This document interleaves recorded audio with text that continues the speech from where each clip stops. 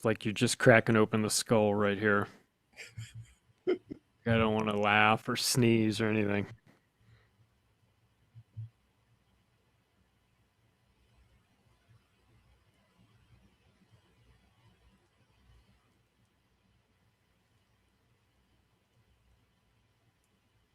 And I think we're officially live on YouTube. Awesome. Back again. So every other Monday, we've been doing pretty good in regards to Mondays. Not always good on the exact time. Our schedule's been a little crazy, but every other Monday, make sure to subscribe to us on YouTube. We also upload our videos on Rumble. The audio is usually available everywhere within 48 hours. And links to our guests. We always have amazing guests on. You can find links to their work in the show description. So if you want to get to know the people that are on the show and we're chatting with, definitely do that. Go into show description. You can find all that stuff and much more at theunionoftheunwanted.com. Today we have a smaller group, which is always good. You know, sometimes big groups are great and sometimes small groups are great. So, but any topics you guys, first of all, have you guys been watching the World Cup? I mean, I don't know how, I know Charlie used to play soccer. I don't know if you still follow it but the World Cup's kind of a unique, I guess, tournament where even people who don't watch soccer or care about it at all tune in. It is literally the biggest sporting event on the planet because every continent is represented, which also means it's also one of the most financially profitable events in the world, which will lead to other things like corruption and conspiracy. And if anybody who's been following me on Twitter or Instagram knows, I've been pretty upset about Argentina again being favored. There's a lot of ties to Argentina and Bibi Netanyahu and Israel and Messi touching the wall and Messi also. Hey, they don't call FIFA fix it for Argentina for nothing, baby. Oh my God, every single game. And it's funny. It's like sometimes sports, talking to people about sports especially recently with the World Cup. Like I feel like also I'm reliving similar conversations about conspiracies. Like when you're telling your friend that like the world is run by, child trafficking pedophiles and they look at you like you're fucking crazy. That's kind of the same look I get when I'm like, hey, your favorite tournament is rigged and there's corruption and there's conspiracies and all, it's like their whole world just shatters. Yeah. Yes, but it's true. FIFA's a criminal enterprise. I mean, they've been busted over the decades doing all kinds of things. I mean, they really are of all of the sports, and I know that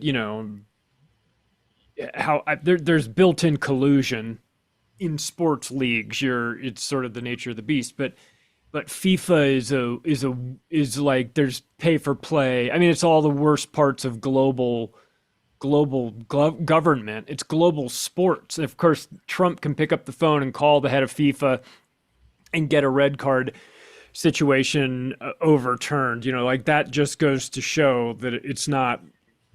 There's questions about the integrity of FIFA.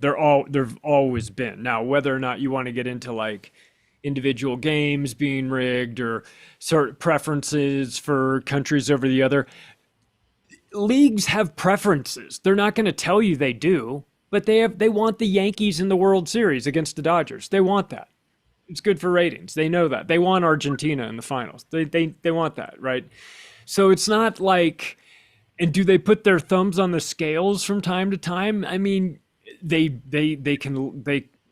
you don't even have to. If you're a professional referee who's working the World Series or the Super Bowl or whatever, or the playoffs that are going to determine who's in the Super Bowl or the World Series, then you know what benefits the league. You're not dumb.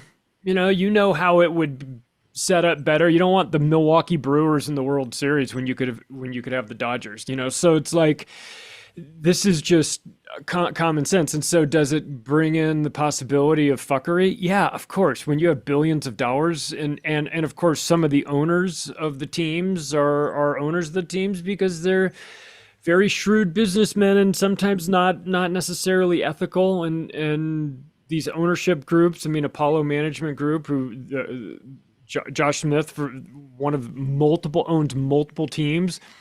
His partner Leon Black was loaning money, was paying Epstein. $100+ million. So like it's dirty too. So if for those people who are just into conspiracies and think that it's all sports ball retarded bullshit, I get it, but like, why don't you enjoy the conspiracy component of it? Because there's plenty of that too. Like these guys are involved. I mean, the professional sports leagues are essentially organized crime too, a little bit.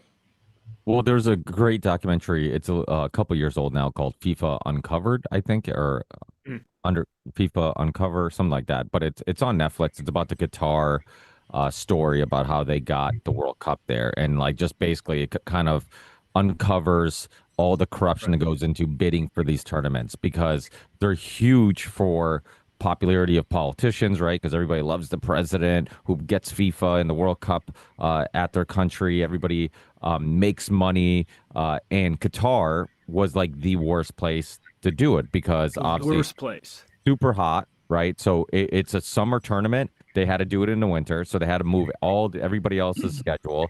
They didn't have the infrastructure. It's a very small country, so they didn't have the infrastructure. They used slave labor to build all these facilities, all these stadiums, and kind of like when they had it in Brazil, that some of them are probably unused. Brazil, they talk about how there's still stadiums unused from the World Cup when they were there in the Amazon, just in the middle of the Amazon, just like trees growing around it, like whatever. So all this stuff was going on, and it was the worst spot, but they just basically paid FIFA to get it there. And this happens over and over and over again. And you go back throughout the history of the World Cup, there's conspiracy and corruption, and even the last FIFA president, what the hell was his name? Sepp Blatter or whatever his That name was. bladder, yeah. Yeah, he had to resign because of all the corruption and all that stuff. And that started Yeah. with that guy Chuck Blazer, the American, who had all these companies that he was these I don't know if they're front companies or they're using it for to launder money, but they got like audited, and then come to find out he's getting all his money from FIFA, which eventually end up getting the FBI involved, and then the FBI kind of exposed that there's all this corruption going on, and then that led to Sepp Blatter, uh, uh, you know, stepping down. But even with like Messi, for example, and being Portuguese, I am a bit of a Messi hater, I will admit. But because there's always that Ronaldo Messi argument. But some of the reasons why I don't like Messi is because of all these shady things. Like, Barcelona went to Israel. He touched the wall. The head of the AFA, which is the Argentinian Football Association, he's very pro-Israel. He's friends with Bibi Netanyahu, the president of Argentina. Argentina is the only country in the tournament. And let me mention, there's countries like New Zealand and Australia in the tournament. The only country in the tournament that doesn't have one black person on the squad. Not one. Not one. They're the only country in the tournament that, out of all the VAR checks, every single country had a VAR check go against them. 48 countries, only one didn't, and it was Argentina. And of course, game after game after game, you're seeing it being exposed that they're bending the rules. And the thing is, this is, a metaphor for life because everybody talks about, well, the rules say, the rules say, the rules say. The truth is, the rules aren't for us. And the rules can be bent any way they want and used any way they want. And when they can use it in their favor, they will. And when they can use it against you, they will. The USA player that got the red card, all you needed was a president to call FIFA, and they made it go away. And they just released today that it was a committee of one person who decided to get rid of that red card. So Is it's like, that called a committee when it's one person? yeah, Can you, exactly. Clint, can we pass that off? Is that Nope. something that Nope. works? As a former mortgage broker, I can confirm that is not a committee. One man is not a committee. It's impossible. No man is an island and one man is not a committee. Well, and he has Messi has links to Tel Aviv AI companies, and one of them that like got in trouble for like human trafficking and all this like and money laundering and all this stuff. So there's like all these people at this financial level, when they're that rich and that powerful, they all hang out in similar circles and they have links to each other and they network and they help each other out. And it's a big club and we're not in it, right? Well, the good news is I've got two transitional topics for you because I am the most Sally Come Lately soccer fan. I really enjoy the World Cup and then I don't pay attention to soccer. What for about 4 years. '94? Did you catch the games in '94 though? I was very young, so I don't Okay. know. I don't really I'm just remember. checking. I was wrapping up college at USC when they were playing in Pasadena. I thought maybe you in San Diego would have come up to the Rose Bowl and caught some of Oh the games man, in '94 I because would I have loved I to. went to a couple of them. No, I would have loved to for sure. But to your point, like Ricky, obviously yes, this demonstrates that the rules are not for them; it's for us. So the silver lining in that is that I think people are realizing that, and that's why you see this deflock movement. And you see people taking down these surveillance cameras because they realize. Like I saw a chart on it, or not a chart, but just a report on the percentage of disapproval, and it was 74% of Americans now disapprove of flock cameras in their communities. And it's like, yeah, but it doesn't matter. I mean, 80% of people or plus want the Epstein disclosures to come out, and justice, real justice.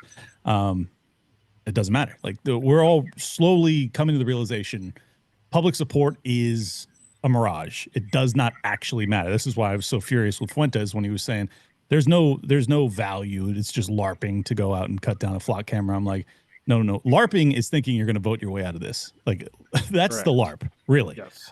So, Yeah. I'm not going to advocate for anybody to go out and break the law, but I will say anybody that's already out there breaking the law, you're a goddamn patriot, and that's a fact. So, kudos to you. And then the second topic I wanted to transition to was Argentina, because you were talking about Messi and Argentina.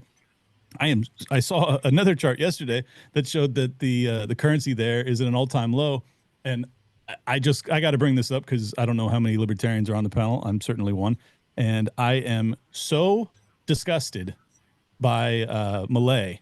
And in hindsight, I should have known. Obviously, I should have, but it's so obvious now that it was they skin suited an ANCAP into because he's a Israel shill. Like they just skin suited an ANCAP. It's unfucking believable. But he's destroying that country, it looks like, and it's just it's so sad, man. So sad. And when you're doing something like that with the currency, you enact these radical programs, the sales pitch is it's going to take a while. I got to make some moves and it's going to take a while. Like you don't expect things right away, true. right? That is so true. you got to give me 18 months of runway. But they know that that's putting you into a nosedive that you can't pull out of. Like he's sent to destroy for sure. And Argentina knows currency devaluations. If any country knows that, they can put them on their calendar. I mean, shit, that place has been a focal point of that for decades and decades, and they're getting hornswoggled again by the international bankers. Yep. Oh, and that just kind of the reason I brought up both is because it emphasizes the point that there's almost no chance of electoral remedy for any of this. Like because for the Pollyanna-ish libertarians like myself who was looking at a guy like Malay get in there, I was like, well, maybe if you have decades of socialism and destruction of your currency and debasement of your standard of living and your savings, maybe people will honestly vote themselves free. And then you see what Malay has become, and you're like, oh man, maybe not. Yeah, he was a big head fake because he looked good. He played the part of like crazy madman with a chainsaw who's slashing prices on furniture at the 4th of July weekend sale. You know what I mean? You go, oh, you know what? You almost kind of need some crazy lunatic Ron Paul, guy to come in here and shake things up. I like the idea of that. I like the idea of some guy who's an outsider who hates the central bank. Like the sales pitch was great, down to the crazy zany hairstyle and the fact that he looked like a mad scientist and all of that. He was just missing a lab coat. He could have worked for Pfizer. I mean, he was like a rock star. I mean, they were billing him like that. But I think you have to recognize the wolf in sheep's clothing. I mean, maybe even a Fabian. Maybe even actually a Fabian, a wolf in sheep's clothing, but just a destroyer of the monetary system, and then whatever else is that funny business is going on in Patagonia with the fires and the claiming of land in the aftermath of fires and things like that. Admittedly, I don't know ins and outs of that, but from what I've read, the limited amount I've read about it, it seems like at the very least opening up a can of worms. Seems like a land grab to me, a la Yeah. Gaza, perhaps. Yeah, Maybe less deadly, but similar.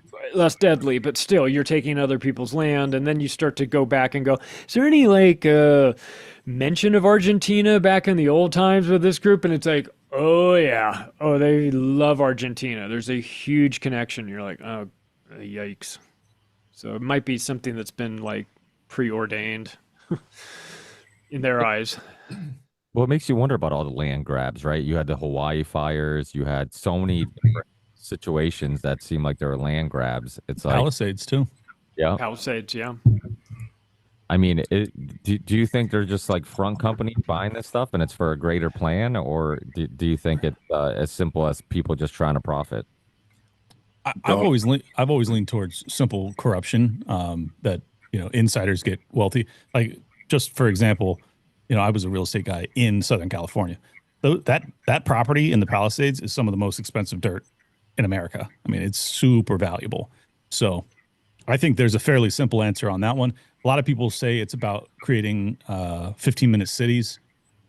I don't know, man. I haven't seen enough evidence to come to that conclusion. There's a document, a Smart 2026 document that they had that was talking about reimagining like that West LA corridor, like crazy shit, man. If you know LA at all, if you know like the Santa Monica area, imagine some of the main arteries in Santa Monica, removing the slow lane and replacing it with a bike lane.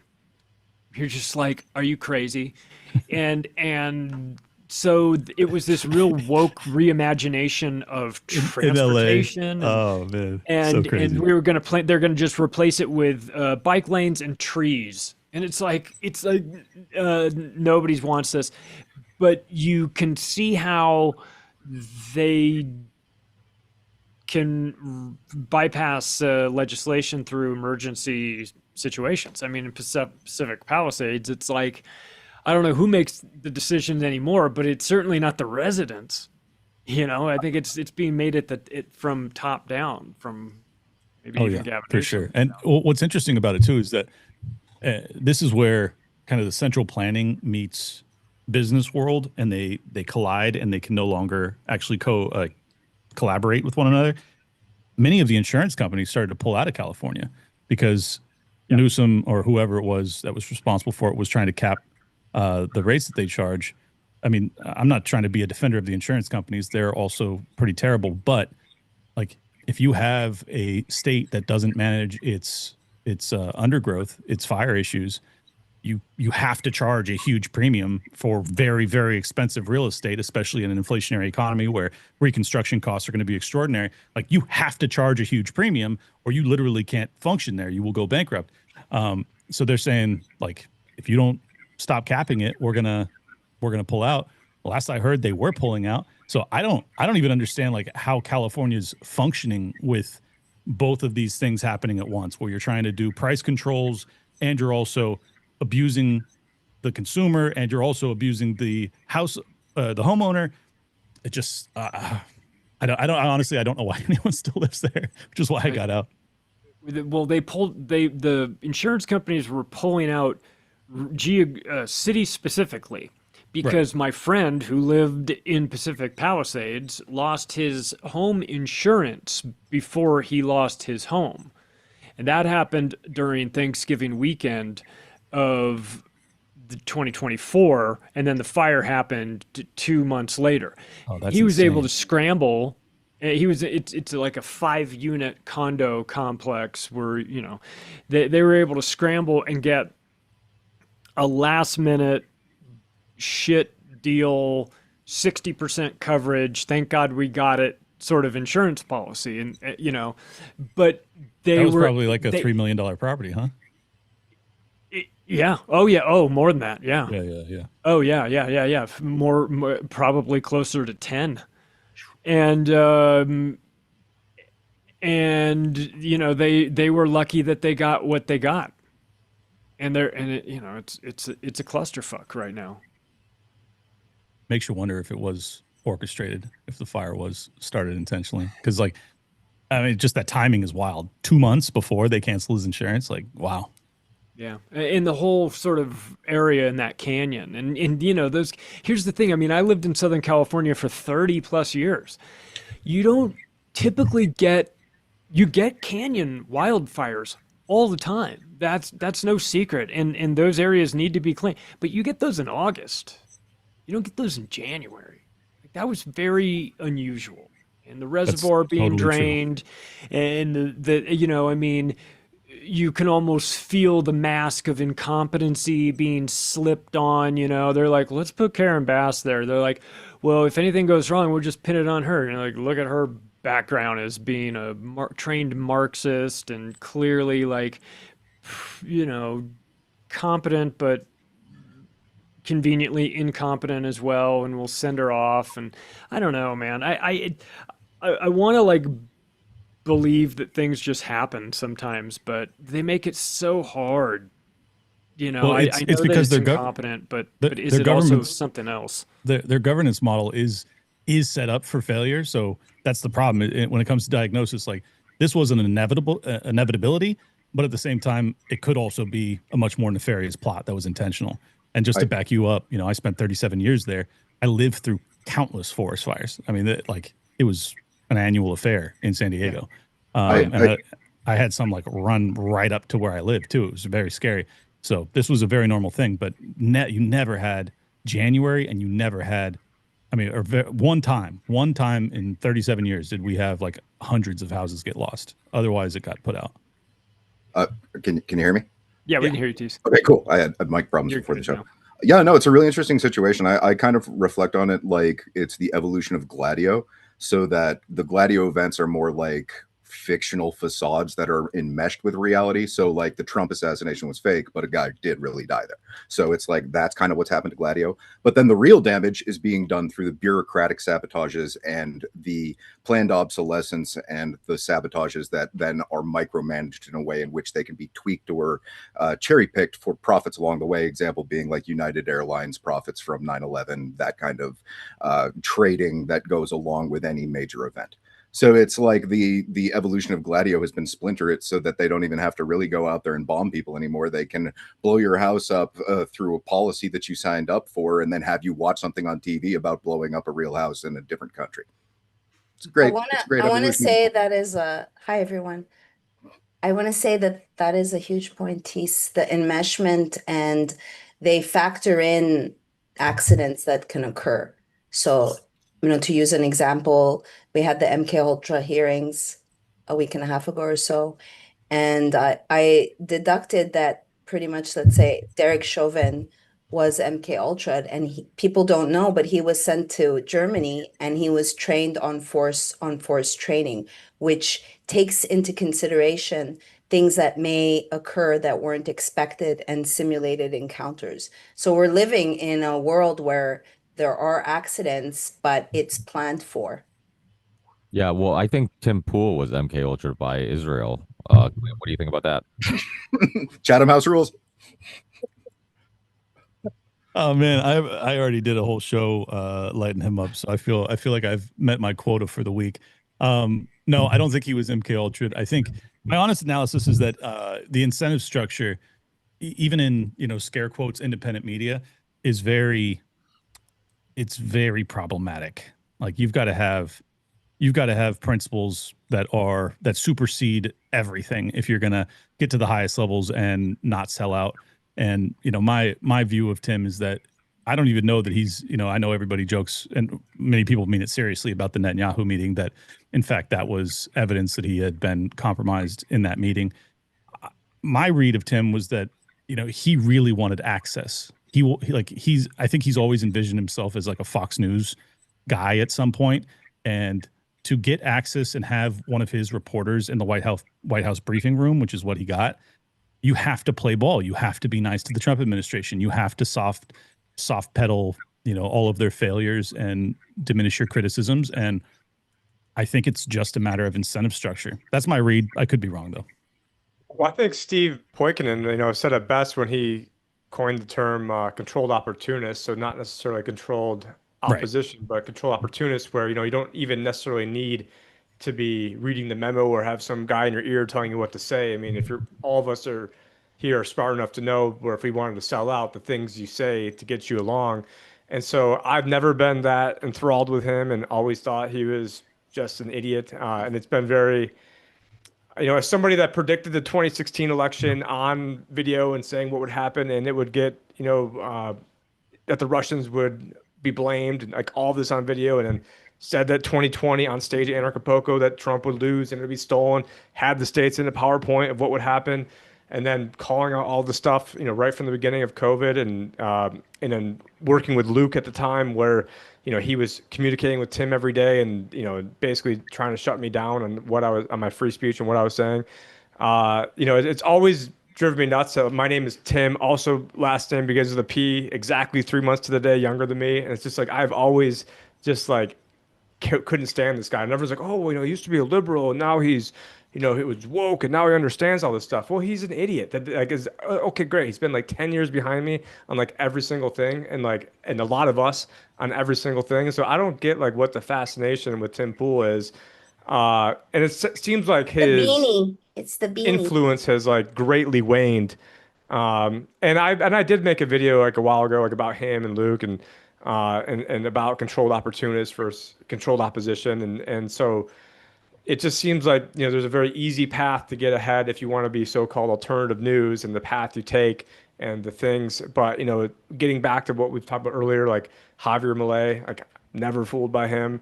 It didn't take him very long to go over and start kissing the wall and start talking about trying to convert to Judaism when he's out of office, and so wasn't fooled by him. I was kind of fooled by Trump the first time, but within 2 months, I'd already jumped off the Trump train when he picked Jerome Powell as the head of the Fed. And so, it's just very frustrating. And now, like, I'm not really even in that much like the content creation. I just actually deleted Instagram and Facebook from my phone yesterday. And I do appreciate the invite on here today. But, but one of the big things that I wanted to bring up, and if you guys want to go in a different direction, let me know, but I haven't heard anybody talk about this. And so I do private videos to my clients like usually every 2 weeks. And one of the things that I talk about quite a bit is starting this month, there's pilot programs with the DTCC, that's the Depository Trust Clearing Corporation. Basically, they handle all the stock trades, all the ETF trades, all the bond trades, and pretty much the entire plumbing of the U.S. stock market. And they're moving to a blockchain, like starting this month in like a pilot program. And by October, they want to have like pretty much the entire U.S. stock market on a blockchain.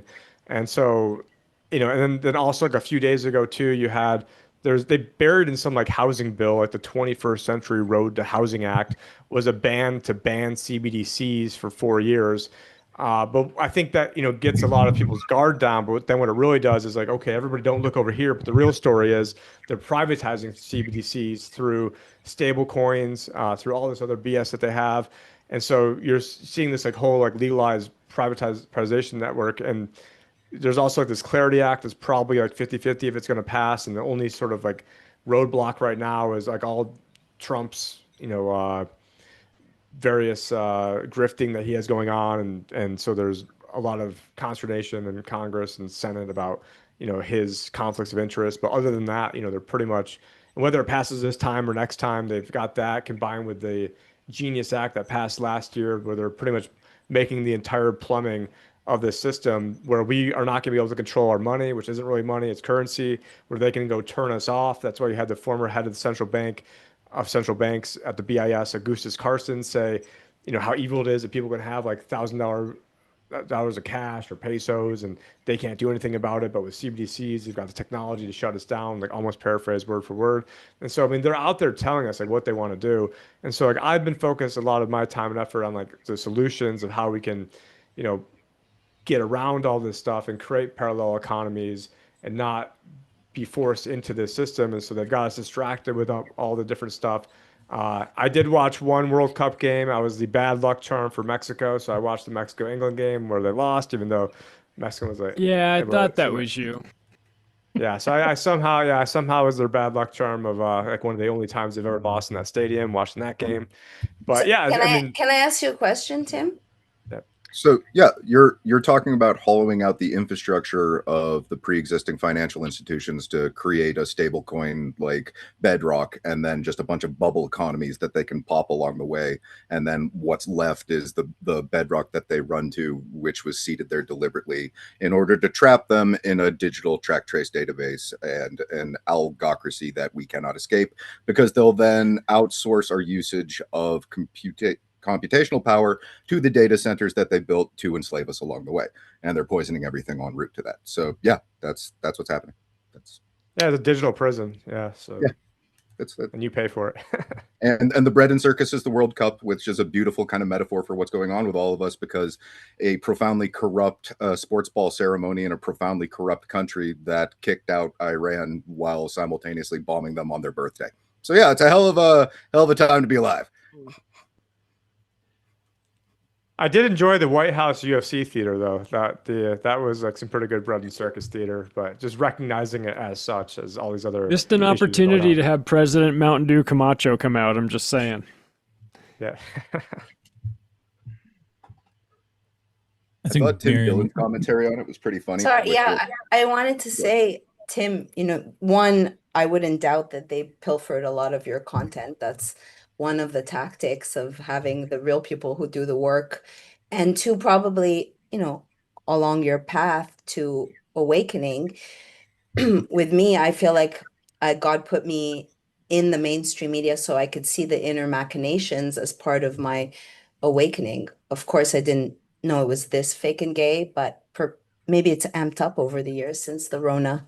It's gotten just more idiocracy.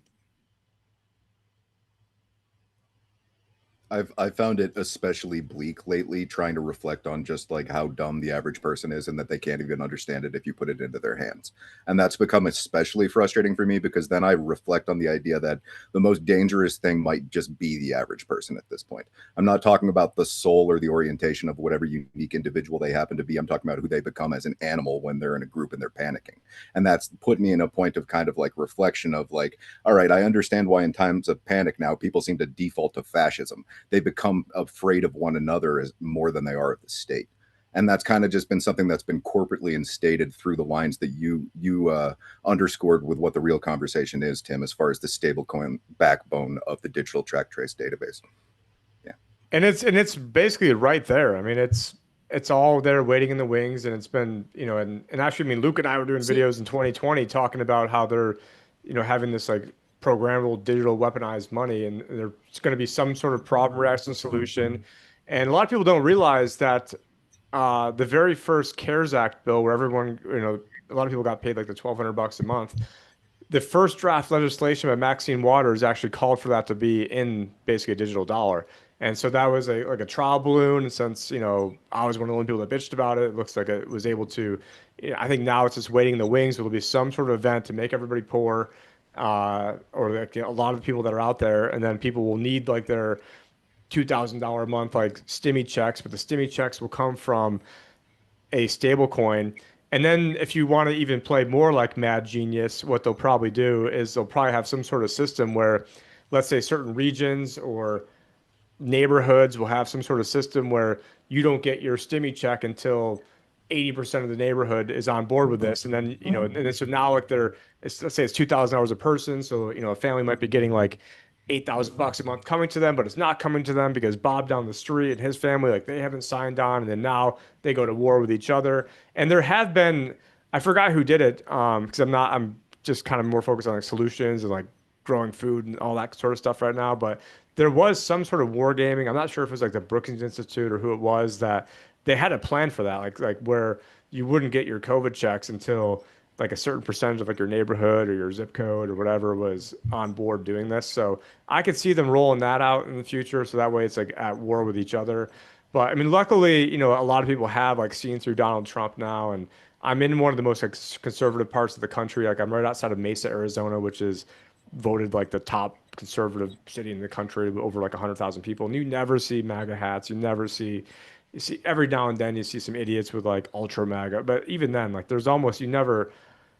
it's down like 99%. Like there's nobody with Trump bumper stickers, and no one gives a shit. Like, it's just like so. Luckily, I mean, I count that as like a good sign. But then, people are just gonna be fooled by the next guy, or fooled by, oh, this guy sounded really good and he said everything I wanted to hear. And Yeah, What are so your that idea of the vote harder thing, they're still roped into vote harder, right? And Clint, earlier you had said that you're kind of like, I don't recall the exact wording, but kind of like pontificating being a libertarian or something along those lines. There's no voting your way out of the problem, that idea. So like what's then like the solution as far as the conversation for what we can lend people who are at the point of realizing that the electoral system is there to, in a rigged capacity, to keep us on the line of something that will eventually become like the stable coin dead end. Like, because like I appreciate you actually showed up on the Save the World video that I did, that pretty much everyone here participated in as a part of like solutions, real world solutions for this kind of thing. So that's one thing that's out there already. But I know that over the course of the last few years, you've grown more aware of the Trump thing and all that kind of thing. So have you reached the point of being an anarchist yet? Congratulations. If yes, maybe, I don't know. Well, I mean, I'll tell you, believe it or not, I was an ANCAP prior to voting for Trump. I looked at it as like spoonerism, self-defense, but I thought that he was the most viable option to prevent World War III when it came to the Russia-Ukraine war, because the Biden administration and Kamala would have been pushing that very aggressively. Obviously, I was wrong. Trump has done nothing to slow down that war whatsoever. In fact, it appears to be escalating. We might actually talk a little bit later about whether or not Russia blew up Lindsey Graham, which would be fucking awesome. But so yeah, I mean, I am an anarchist. I am an ANCAP. I also think that like I've always felt that you can walk and chew gum, and if the government is going to exist, why not take 10 minutes out of your day to cast a vote, just to try and defend yourself as best you can. So that's always been my perspective on it. But at the end of the day, I also don't necessarily think that we can actually resolve things without a revolution, be that peaceful or violent. If you want to vote, if somebody really wants to vote, vote locally. Vote for your sheriff. Vote for stuff that you know will impact you, like may impact you. Because the truth is, like, voting for, your senator, I mean, yeah, I guess it impacts you somehow, but like your vote is inconsequential totally. But maybe a local guy, maybe your county is, I'm in Colorado, and I know that there are some counties that people are like, I just won't live there because they are off their rocker. So you got to know that stuff matters. That stuff is what will impact your school board, your school board and things like if you're somebody who feels the need to have your say in something, have it in something that's a little bit smaller in scale, therefore probably more impactful by your energy being invested into it if you must. I'm not a voter. So Russell Brand was right. How so? When he said about local politics? He said he doesn't vote and was chastised. I wonder what Pasta would say to these comments about not voting. He would tell you to vote, but he'd tell you to get educated. Get yourself educated, God damn it. Yeah, I mean he's big. He's a big proponent of voting third party, and I'm fine with that too. He and I had a big falling out because I was running for the VP slot in the LP, and then I ended up voting for Trump, and he was absolutely furious with me over it, which is fine. It's his prerogative to feel that way. But to get to Teace's point, this is the reason that I was involved in the LP was because of the Mises Caucus. The Mises Caucus concept or our framework was the decentralized revolution, which was to try and create exactly what Charlie is describing, which is local voting. Like that was the focus, was to try and take over the sheriff's office and those things. So I don't know. As far as I'm concerned, there is no silver bullet. So all of the purity spiraling when it comes to this topic of voting or not voting is like, just everybody hug. Who cares? I hear everyone and all of that, and I especially appreciate Charlie's reflection on the idea of voting in a local capacity where we can actually see the result of that, and it matters to us most. And I completely agree with that. I guess I'm kind of framing it in the sense of we've established that the federal government is sort of like a sovereign entity that is antithetical to the well-being of the American people, and so to sit in a place wherein we suppose anything to the contrary of that is ultimately antithetical to that, which would be see actual progress in the real world. Not to use the term progressive because that's not what I'm advocating for, but actual progress. How do do we see that? We're the ones who do it. What gets in our way? Oh, right, the federal oversight that's here to try and murder us. And that's kind of the situation that we're in right now. So it's like one of those things where the vote harder button is growing increasingly conspicuous. You know, it's like, oh, right, people are continuing to turn to that mindset as like this sort of savior thing that continues to linger and might be a potentiality for them, not for you. But because of that mythos, we're all still sort of caught in this vortex, like that's okay. But we're existing in an environment where there's a federal overreach of this thing that is anti-human, so it's not okay. And Well, that's if kind there- of what I mean. That's the crux of where we're at, and the fork in the road of people who realize we can't vote harder anymore because it's trying to fucking kill us, you know? Yeah, but at the same time, if you have come to that conclusion, which I think is a fair conclusion, then there is nothing off the table, and that includes violent revolution. And Whoa, that's terrible decision making. I think people who jump to that conclusion, because I hear you, people will think that way, but that's not the solution, right? Like okay, we agree that but violence it is basically still the dead end. but you have to acknowledge that if you tell all 30 million plus plus the illegals, however many Americans, how many people live in America, if you tell them there is no electoral solution to any of this, that you're going to have to go down and cut flock cameras, you're going to have to go out and, you know, you're going to have to stop paying your taxes, you're going to have to do this and do that and do that. There are going to be a certain percentage of the population that pick up weaponry. Like that's true too.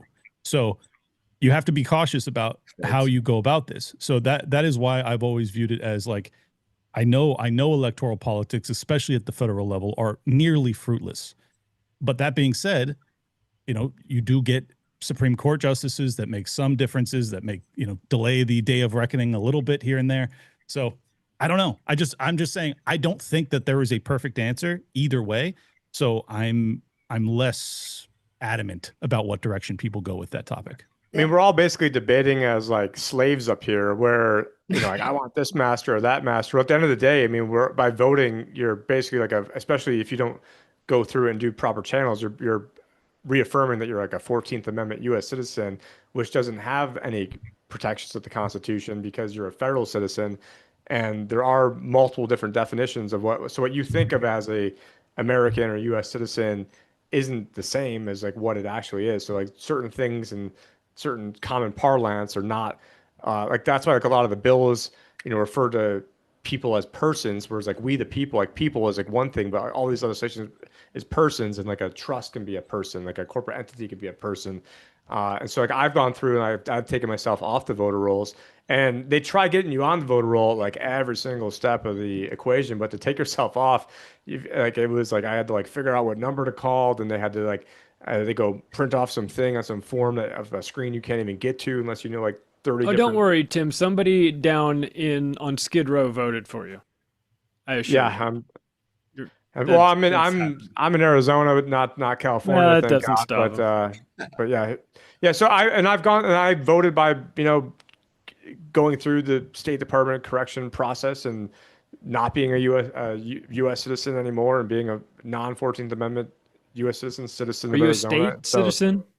Yeah, so I've gone through and I've done all that. And I Did you think go through that's Christopher Gronsky's? I did. So, but I mean, you've got to know what you're in for and so I think that's a stronger vote. Now, I think he talks about there are ways where you can vote, and but you've got to, when you file to vote, you've got to do so in a certain way. And I still have the driver's license, but when I went through and did that, I did all the special addendums and all that sort of stuff. And Yeah, well, you're not gonna if you're going through Christopher Gronsky's destinationfreedom.org. I'll give him a free plug.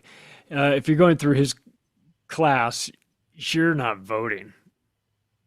You know what I mean? You're not going to be voting. You're not trying to get your voting registration. And I was as deep down the shit. rabbit hole of voting and, you know, trying to get involved in everything. And then in 2016, I was 2009, I was like hardcore libertarian, and then decided to vote for Trump in 2016 because I was so pissed that the Libertarian Party had, Gary Johnson and Bill Weld, and Bill Weld was getting interviewed in like August of 2016 and said that, you know, handguns are even more dangerous than AR-15s and we need to limit guns. And I'm like, oh my God, if you've got, you know, the VP candidate talking about it. And so I like decided to go for Trump, then like immediately, and part of it was, you know, I was still listening to Alex Jones at that point, and then he was like basically vouching for him. And then then Ernest Hancock, you know, introduced me to like the whole world of Anarcho-Poco and Jeff Berwick. And then it was literally after going there, I was like, screw this, and didn't vote again. I'm on record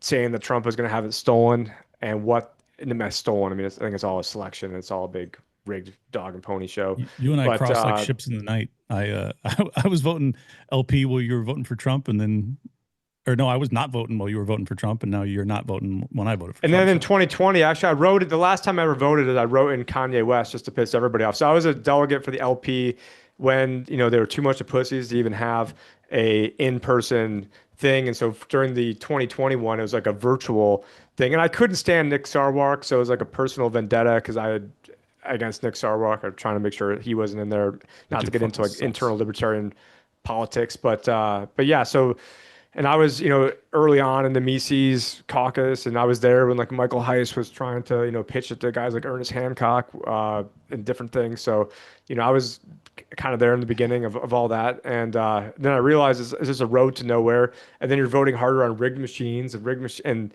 I'm here in I'm right outside of Maricopa County, which is like ground zero for a lot of this fraud.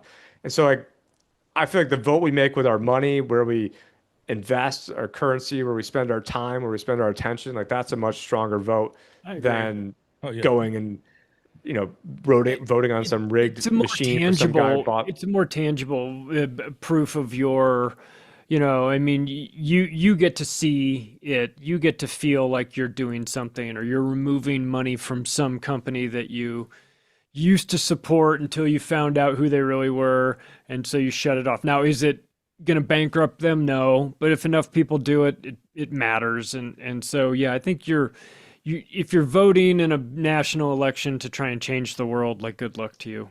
No, and just to be clear, symbolic, I agree with both of you, and I'm sure the entire panel agrees with that. And even when I was voting for Trump, I wasn't telling my audience like, this is going to fix shit. I was like, you need to be starting a business, and you need to be starting a family and doing all sorts and getting in physical shape. And so none of federal politics is a fucking fix all. That's insanity.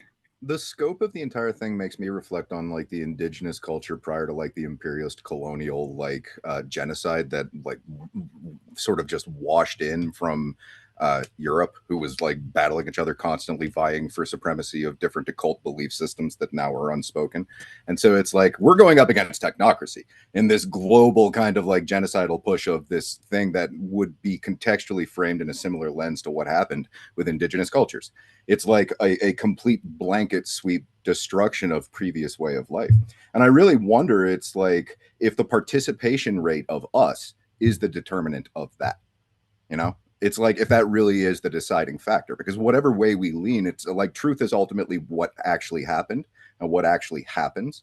So I think really the solution to everything is just capable, competent people who give a fuck about one another and aren't trying to become a bunch of bitches to the state. And that's the determinant of going the right way. We can slap a bumper sticker on it every step of the way, but really it's when push comes to shove do we measure up. Doesn't that dovetail into consciousness? I mean, the reason why the average human now is the consciousness, purposely, obviously through the poisons and the programming, but at the end of the day, these resets occur when there is a consciousness that's reached, whether it's the way this matrix works or the bigger universe. That's what's really at stake. And to your point of talking about zombies, if you've seen season 4 of Westworld, where they're being scripted, they're being manipulated, and the frequencies, and I believe I've already witnessed like hive mind, where at the last minute, the hive, whether it's, I know it sounds sci-fi via the jab or frequencies. Like, I think that's also a direction that we're going. I listened to an astrologer today actually use the word techno-fascism, which I'd like to take some credit for popularizing. So look at us, that we've been doing this show for how many years, and it's our consciousness that has expanded, because we were all at one point entertaining certain parts of this shit show. Yeah, that's true. Yeah, I mean, the whole thing's rigged. Greg Carlwood was just on Danny Jones, another past guest on this show and a dear friend of many of us. But he was talking about something that I've thought about a lot, throughout the years. And it was actually not my idea that came to me naturally. It was actually, I don't know if you guys remember the gangster gardener. He was the guy, the black guy from like the Oh yeah. project in California who didn't have any money, didn't have any food, and then he took a little bit of a grass strip near the sidewalks in front of his complex, and he's like, screw it, I'm just gonna grow food because I can't grow money, but I can grow food, and if I grow food, it's like growing money. So he started growing whatever it was, vegetables, whatever it was, and he told everybody in the projects, he's like, hey, if you guys want anything here, just take it or whatever. And then he got in trouble for it. He got in trouble because it wasn't his property. And then next thing you know, he became a best-selling author, and he was on a bunch of podcasts and did a TED talk and all this stuff. But one thing he would talk about is how silly it is that we don't, when we plant all these trees all over the place, that not one is a fruit tree. And it's free food. Anybody can go there and grab it. We have homeless people starving all over the place that are going to rob people because they're hungry or whatever. And we could easily invest in fruit trees, and we don't. And Greg Carlwood was just on Danny Jones, and he was talking about how he looked up like the three easiest things foods to grow, and it was like all like nutritionally dense foods, like types of berries or fruits or whatever that are super nutritionally dense, super easy to grow. And he's like, and nobody talks about these things, and you can't buy them at the store. And it's kind of like the argument that I would make back in the day about like why there's restrictions on like growing weed but not growing tobacco, because it's like weed was super easy to grow, tobacco is very difficult to grow. Whiskey easy to make, wine very difficult. So it's like they always put more restrictions on the thing that's easier because they don't want you doing it. They want you dependent on the machine. And fruit's the same thing. It's like they want you to be addicted to the machine, need the machine. They want you going to grocery stores because you feed the machine, the economy machine. Everything's this revolving door, and they don't want you independent. And even the history of suburbs, that was some of the motivation, was this idea of getting people to not be a part of a community, not be a part of a tribe where everybody looked after one another, but it was about like, hey, sell the dream that being in this white picket fence, this home where you don't talk to your neighbors and you have all this privacy, it's this great idea and this great image and fantasy. But by the way, if your lawnmower breaks, you don't even know your neighbors. Nobody's going to help you out, or nobody is going to have eggs that they can share with you and you share your lettuce with them or whatever. There's none of that community. And what does that mean? The end result is you end up going to the grocery store, you end up buying things and all that type of stuff. And when you look at other cultures, like, I have friends that are Lebanese, I have friends that are, from all types of the parts of the world. And the Lebanese, for example, they all live in the same house, right? So they live in the same house until they get married, or even sometimes when they do get married, they don't move out. But what happens? Like that financial stress of being on your own is gone because it's like, fuck, my brother lost his job, but we'll look after him. He lives here. We all look after him until he gets on his feet, all that type of stuff. But in America, it's like, no, move out as quickly as you can, get your own apartment, and it's like it's a great dream. But what happens when you lose your job? Now you're screwed, right? Or look what happens when you have kids, right? You don't have aunts and uncles and brothers and sisters to look after them. You have to send them to the state, and then the state, whatever their ideology, whatever their worldview is, it's what they end up pushing on your kids. So it's like it's this great trick of like we're sold this image of like what happiness and a perfect life is, and then it's a sabotage dream. It's you get there and you realize like you're unfulfilled, you're doing shit you don't enjoy, and then and the system's out to screw you if you're in the wrong place at the wrong time. I didn't just have, but I just released the audio. Hopefully the video will be out soon of Damian Eccles from the West Memphis 3 murders. And, this guy was locked up for 18 years, lost his long distance vision, was in isolation, didn't know how to use silverware, didn't know how to walk without chains when he got out. And his whole perspective on the media, on the court system, all these things were flipped upside down because he's like, all these things were supposed to be honest and true, and they're supposed to exist to find truth and put the bad people in prison and all. And he's like, no, the media is there to get views and spin stories however they would like and whatever benefits them. And the court system is all, it works if you have money and you have resources, and if you're at the wrong place at the wrong time, your whole life can be ruined. And that's the thing that people have to realize. And not to bring it back to the World Cup, but this is the same thing with the World Cup argument. When you watch sports, it's like the rules, they are only there to be manipulated in their interests. And it's just like real life where like, yeah, oh, this is the rule, but they only enforce that rule when it's screwing you. When it's screwing them, they'll bend that rule, and that's literally a metaphor for life. I just want to add that back in the day, if it was the 70s or 80s, maybe you could get off the beaten path or get through the cracks. But with surveillance and cameras everywhere and a social credit score, it's not going to be that way. And that's really what we're up against. I think that's a big Well, challenge. Well, and I want to throw a question to you guys because the Teace brought it up and Clint was talking about it too. You do see a awakening where even like I don't know if you guys saw the Cenk Uygur interview when he was on Sean Ryan, but if they disguise his voice as Alex Jones, he was literally saying all the same conspiracies that we've been talking about forever. All of a sudden, he's talking about like he's some expert. I'm like, dude, this idiot has been like literally calling anybody who believed these things crazy for years, and all of a sudden he's on Sean Ryan. He's like, oh yeah, MK Ultra, and oh yeah, the Charlie Kirk assassination, and oh yeah, this and that, and I'm just like, dude. Like, when did you become Alex Jones? But regardless, my point is like him and even his co-host Anna, who has really flipped quite a bit. And you see these mainstream shows having conspiracy theorists, for lack of a better term, people from in our communities on, not as like crazy people, where we just kind of laugh and giggle and we get to explore some silly topics, but like having them on to talk about how the world really works. And you're seeing them on these big shows.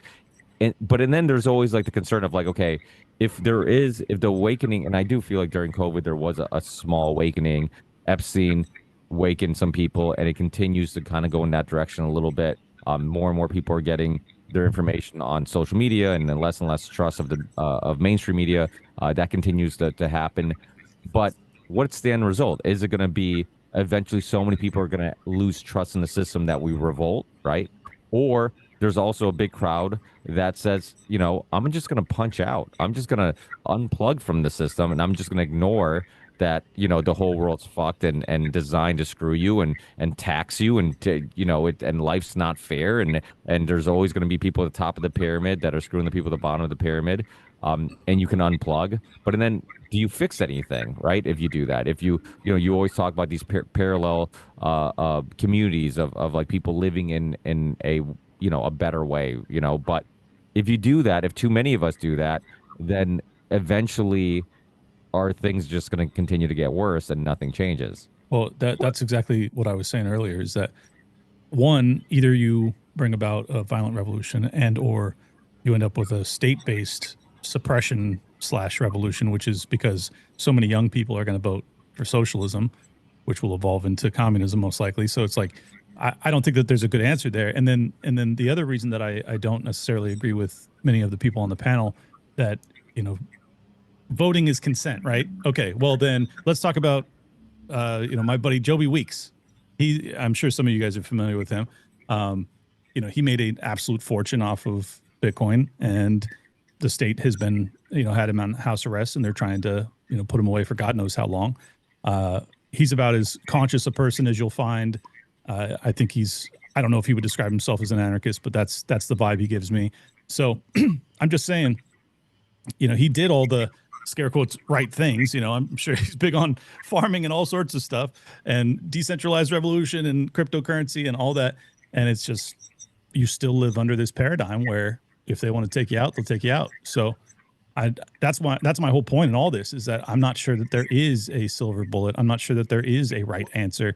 It's going to come down to like once you hit that tipping point, what is the energy of the people in the country at that time? Because the tipping point's coming because of the national debt. So, I'm just trying to get as many people on our team before that bang moment happens. That's how I view it. I think the Achilles heel is humor. I think that our ability to mock these people is a problem for them. Do you know who Tucker's guest is tonight? Jay Dyer. Friend of the show, Jay Dyer. Absolutely.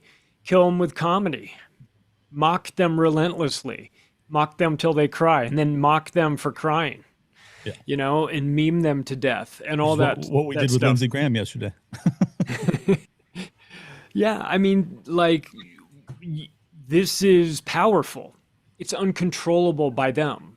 They don't get humor. They don't understand Reddit. You know, they did that. They don't know why. They would love to. They would love to control it. They try. You see what the UK and Oxfam is trying to do, trying to control social media and stuff like that through lawsuits and trying to get companies to pay them fines. It's out of control. The state is going to state. You know, they're going to do what they always do, but they cannot control ideas. They can control social media, but they can't control the ideas that are flowing through social media. But that's basically what I'm talking about, is like, that's the war for hearts and minds. That's trying to convert people by peaceful means to get them to kind of understand the paradigm that they exist under.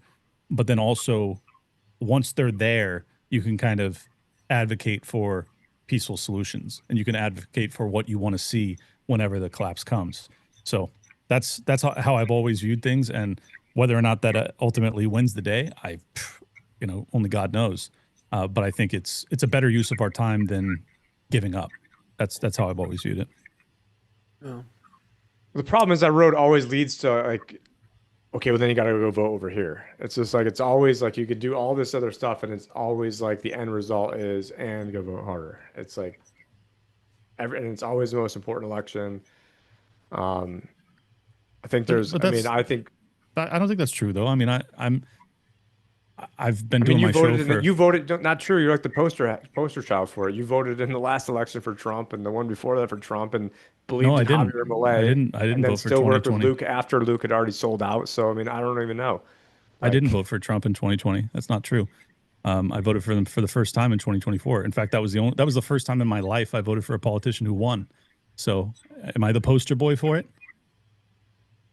I mean, by 2024, it seemed like it was pretty obvious. I mean, especially for being awake in AMCAP 10 years ago. I mean, it was just ridiculous. The only caveat I gave for voting for Trump in 2024 was, and I didn't vote, was freeing Ross Ulbricht, because I'm friends with Lynn. And okay, so when I voted for him, we actually got something, and when you voted for him, we didn't. I mean, just find like and then they used him to then basically get the whole stable coin and get all the other, and turning crypto into a giant grifting joke of meme coins and a bunch of bullshit, and like how we can make a bunch of money, and as instead of having a decentralized revolution and how you can actually affect things. And now it's Wall Street running Bitcoin, and it's already been hijacked by the Bilderberg Group over a decade ago. So, and it's just trying to legitimatize it through Wall Street as opposed to the ethos of how it was originally created, with things like, but now there are some things like Xano, where you basically can wrap other financial assets around this and then send it privately across that network. And there are privacy coins, but I think Trump basically turned it all into a giant joke and big grifting scheme of everything that's going on. I hear he's good at that. I think we were all born into a casino that's designed to turn our participation into food pellets, and then we're desperate to spend the energy on what we want in the short time that we're here on Earth. And in the interim, we're supposed to try and realize, oh, by the way, we're all slaves, and that's not cool. And laying claims to the fruits of someone's labor is the equivalent of laying claim to their body. So there's a moral violation in the ongoing state of slavery that we are enchanted by. And so we have to sever ourselves from that enchantment before we're able to really progress in life. And until we have that click in the aggregate of the species, it's just going to be cataclysm or democide over and over again by one means or another. So we really have to reach a point of a meritocracy and a moral fabric by which we go about conducting ourselves. Otherwise, we're kind of just going to kick the ball to someone else and think that voting harder saves it. And sometimes in a local capacity, like Charlie was talking about, that's actually where we're at with things. And like Clint, I totally hear where you're coming from. This regime is there, whether we like it or not. It's like, it's nice we can pontificate about what the solution is, but that thing's still there. And so we need to be realistic about I don't know what that thing is, though. I keep reflecting on the entity that is government, and like whatever the hell the deep underground military base infrastructure is, and whatever the hell all these like orbs in the sky are, and blah blah blah blah blah. So whatever the light show they have, some 1776 kind of musket shit ain't gonna measure up to it. So we're probably going to be sitting in a recliner come times it happens. I think it's going to be a fake alien invasion. Personally, that's the dice I'm rolling on the whole thing. Oh, But, Teace, yeah. I hope you're right. I hope you're right. And I hope they roll out the JV team and fuck it all up and get the projector wrong and get the audio, wrong, like the way you're trying to do a PowerPoint presentation. It's far preferable to a false flag nuke or World War III. So Yeah, I mean, give me the fake aliens, please. Yeah. They've spent too much money not to. Like, come on. It's like, that's a movie they can't afford to cancel. It's like, give us our fake aliens. I love Will the be fake and Overdue. gay. It's overdue. It's gonna be fake and gay, a bunch of yeah, fake. and Maryam, gay. it's going to be fake and gay. Well, they don't have. Absolutely. Absolutely. is. I hear that they're testing out the hologram material, which I'm sure has nano, testing it out, right? It's Testing out their anal probes. If you guys recall, during George Floyd, there was a very impressive hologram that made its way across the nation. And so obviously it's a technology, whatever they're going to spray in the sky to animate the hologram, I bet you it has nano. I love the casino metaphor because that's literally the world we live in, right? Like a bunch of people in a casino, you keep losing all your money, you keep getting screwed, but you keep getting tricked every time you walk into that casino that you have a chance that you're going to win tonight, that that the system's not rigged. And that's literally the world we live in. It's like everything's rigged against you, and yet they still find a way to trick people into showing up and believing that today's going to be the day that if I play, I'm going to win, and if I just participate, there's a chance, and all those type of things. And yeah, I mean, behind the scenes, it's like things are much weirder and wackier and scarier than, and I think the Epstein files and many other stories like that, the Beast of Belgium, the Franklin scandal, Jimmy Seville, the Boy Scouts, the Olympic team, the girls gymnastic Olympic team, like, yeah, we have predators everywhere, and there's people, even the people you see on TV that you fall in love with their image and the image that they sell you, and then you find out that they're part of Skull and Bones masturbating in some casket or something like that, whatever weird things they do, like that's the world that we live in, where everything is an illusion. And I mean, the UAP thing is interesting. Jesse Michaels just did a interview with the skeptic guy, the guy who's basically a professional skeptic who goes around just debating conspiracy theorists. But just hearing him talk about, oh, well, you got to peer review things, and the peer reviews, it's like there's so many people who are just still caught up in the system that they grew up in, and they have faith. It's all faith in the system, but the UAP thing, I think, is fascinating because you have the Disclosure Day movie, right? That just came out. You have all the weird links with, Jay Dyer would know better than I would, but all the weird links with Hollywood and pushing narratives and whatnot. So it is weird, like why these stories are now coming to the mainstream. Like, what are they going to use it for? Teace, you got a book in your hand you want to share? Yeah, no, like the sphere thing, like a lot of people know it from Bledsoe, like UFO of God, a bunch of people going out into a field and getting a bunch of orbs to circle around them when they all collectively think of it together. Another kind of like A New Science of Heaven by Robert Temple that's looking at it from the idea of it being a plasma phenomena, and that's kind of just thinking of it that way. And then there's the Sphere Network, which is Patrick Johnson, and that's more, or Patrick Jackson, sorry, and that's like reverse engineering the software that's used through the triangulated coordinates of these orbs in space as they potentially act as a defense grid. Or it's just an elaborate light show in order to convince us of that. But one way or another, there are a variety of different attempts to describe the orb phenomena, which goes back into antiquity. They operate with intelligence. They seem to either be like little orbs that glow like light and are AI and have been around for a really long time, or they're like some plasma, I don't know, super cyan, sentient, I don't know what the hell to describe it, but basically something that's a higher order of intelligence than we would conventionally think of these things as. Could be both. Who the fuck knows? Is it the theory that they prevent like meteors or something?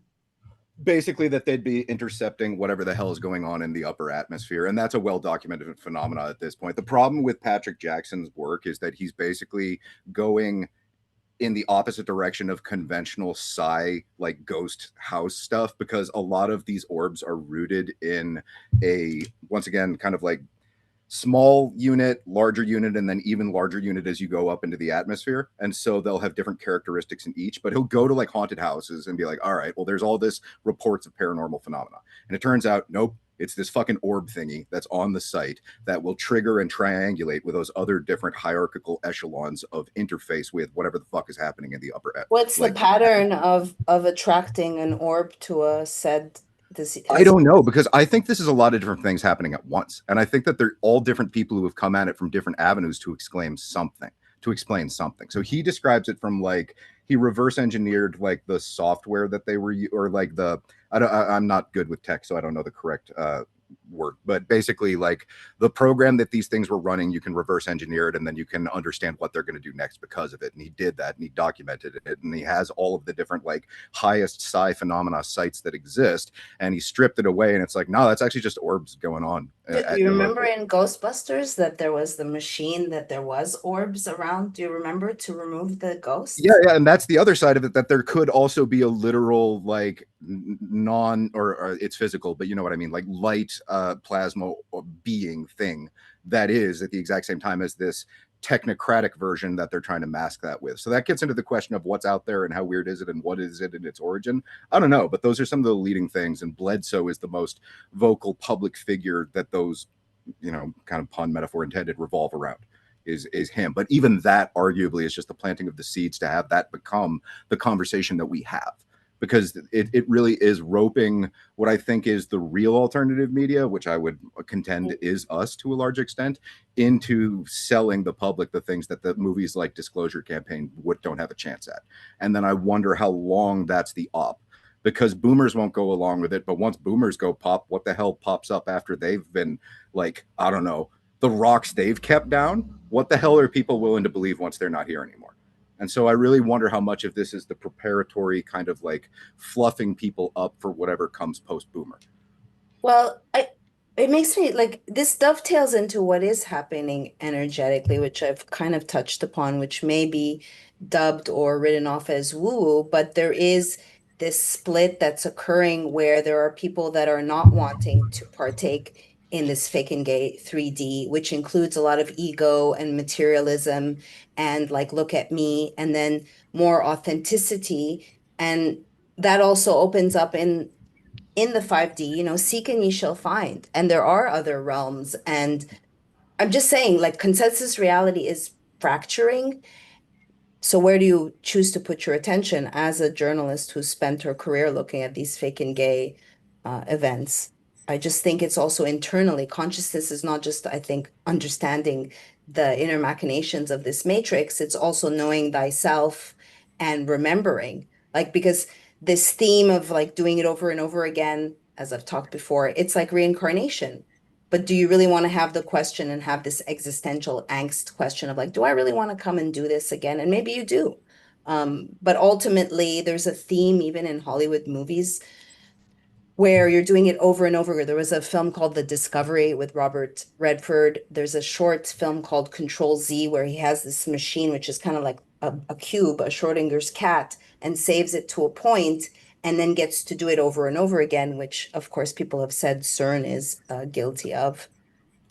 So I'm just saying there's a bifurcation going on, and authenticity and really following your soul, which I know sounds woo-woo. Well, Yeah, so you're arguing for that we could each be on our own timeline, and the direction that we're going to go in is reflective of our conscious state of awareness and that of the people around us, and that's Yes. happening. But like, I wonder how much of the new age itself was deliberately created as like something to catch people in because they're vulnerable, you know? Right. And So yeah, and yeah. and like Jay Dyer being on Tucker right now, he's there to talk about orthodoxy. And that's conventionally what the position of religions have been, is like, you know, we're going in a hand-to-hand back and forth between religion being the state or religion being something that's instated through the Holy See, whatever happens to be at any given juncture. And so I worry that in the degradation of the current environment of the state, people will pivot back to the church of old or the new church, which is the new age, you know? So it's one of those things where it's like, I really wonder how that's going to be met, because what you're describing is true. But what do they do? You know? Yeah, and to your point that the new age, of course, has been co-opted. There in every space there are tries, truth mixed with lies. Because I see now these astrologers and spiritualist healers with a lot of ego and also spreading tries, which is why you have to be kind of use your internal compass. We can all see in our own lives that during the Rona, people kind of disappeared. And you could argue if it's a certain frequency or a certain mindset, but it still goes back to your consciousness of expanding it. Let's say a couple of years ago, I didn't know about string theory or quantum entanglement to factor into this understanding of reality. So we're broadening our horizons. yeah, Ryan's been on the show, Bledsoe, just to plug him. His story, his dad's story is pretty wild. It's funny because you use the word woo woo. A lot of this stuff was woo woo, but and then when Ryan and his dad's doing interviews, and you find out that the government didn't think he was woo woo because they were showing up to his house and interviewing him, and he was meeting some very high ranked, very mysterious people who were intrigued with him. It makes you kind of rethink what's going on there. I've had Freddie Silva on. He did the crops. He's kind of like an expert in crop circles. That was another thing that I kind of thought was kind of silly, and I didn't take too seriously. And then I'm like, no, there's like no way that humans are making these. Like, there's just the what are they getting? They're getting some type of nuclear, not nuclear, some type of energy off them. That is weird. And then, obviously just how detailed some of them are overnight.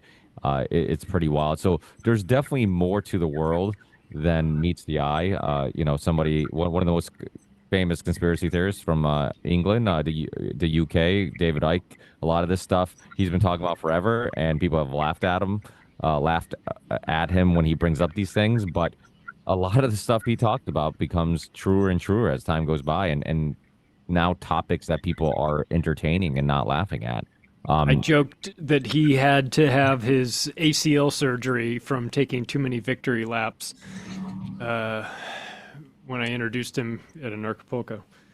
Well, he was a professional footballer for a little bit, so he certainly was. He could do some victory laps. But yeah, I mean, a lot of that stuff, and that's the thing. Like, this is all related, even though they don't seem related, because it's all about keeping us materialistic, living in this little cell, being that rat running on the wheel, and they never want you to ask, why am I on this wheel and what's outside this cage? And they're just trying to keep us there, right? And that's kind of what we're all trying to explore. And I think that's kind of like it, no matter what background people come from or what worldview people have, like, if people in our community have one thing in common, we're all like seeking truth, we're all curious, we all aren't afraid of going against the grain, which I think is necessary. And will we get things wrong in the process? Absolutely.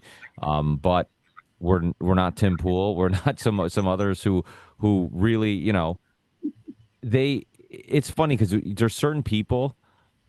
Patrick Bet-David's one, and I don't know him personally, but we have not mutual friends, but we know a lot of people who've been on this show, who've been on that show, and have had contact with them.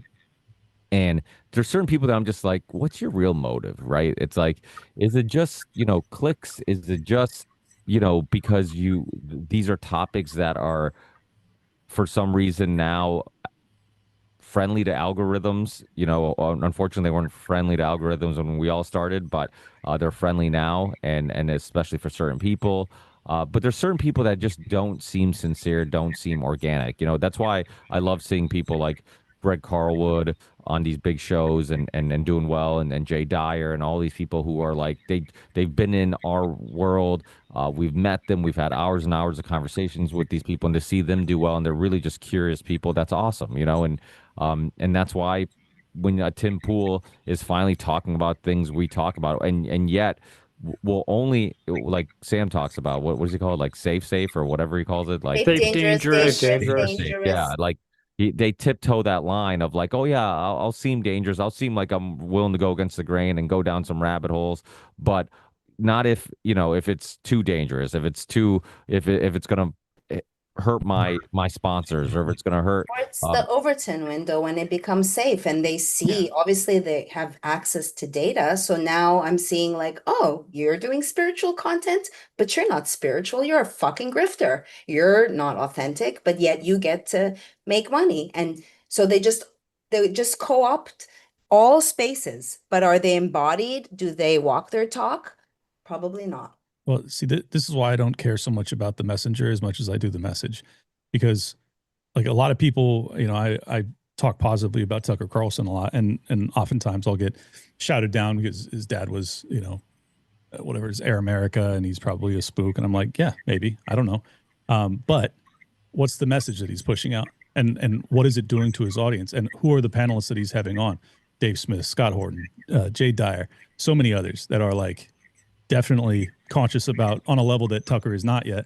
So, and that's the same way I felt about Tim Pool's platform and so many others, is that like, all right, as long as it's not Fox News, you're at least sending them, you're propelling them down the path to maybe this panel, you know? And I think that's good. That's actually how you get Not consciousness to moving. throw the baby with the bathwater, but everyone should be given a fair opportunity, right? Yeah. And same with Anna Kasparian and Sank. Like, I'd love for Tucker to have me, then I can tell you. I'll Sure. say, oh, I'm a real person that he had on because he knows about my book and my movie. oh, nice.